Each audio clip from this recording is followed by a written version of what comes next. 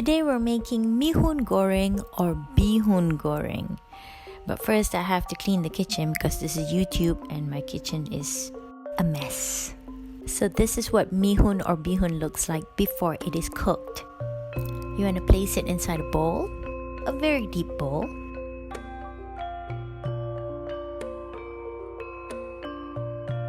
And soak it in lukewarm water. Just lukewarm water, okay? Not boiling hot water. Soak it all in. Now soak dried shrimps in lukewarm water as well. Once your mihun or bihun turns white, no longer translucent, which means you've already soaked it for maybe 5 minutes, not even, drain it and gently pull it apart. Next, you want to pound onions and garlic cloves. You can use a blender for this, but I prefer to use my mortar and pestle. This is what you want it to look like. Now drain your shrimps and add it also to the mortar and pestle. And then pound. This is the consistency you're looking for. Now slice fish cakes. Over here they call fish cakes fish tofu, and it looks slightly different from the ones we get in Malaysia, but it tastes exactly the same. So yeah, just slice it thinly. And now slice fish balls.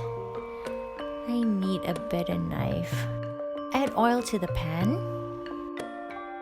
Okay, so this is a shortcut. Usually people will use dried chilies, but I rather just put chili powder and water and make it into a paste because I am lazy.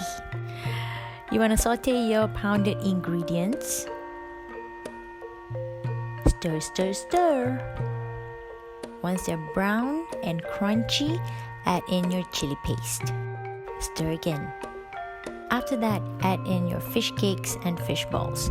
Mix it all up together. Once your fish cakes and fish balls look cooked, which will not be a long time, they will start to kind of curl around the edges, you can add in your bihun or mihun. Mix, mix, mix. You add in just a little bit of water just so you have a little bit of liquid to work with, and add sweet soy sauce, some oyster sauce, and some salt. Fold it all in,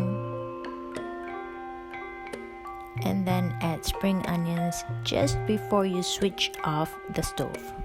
You want to serve this with fried onions because it's just so good. Thank you for watching as usual, and please don't forget to subscribe.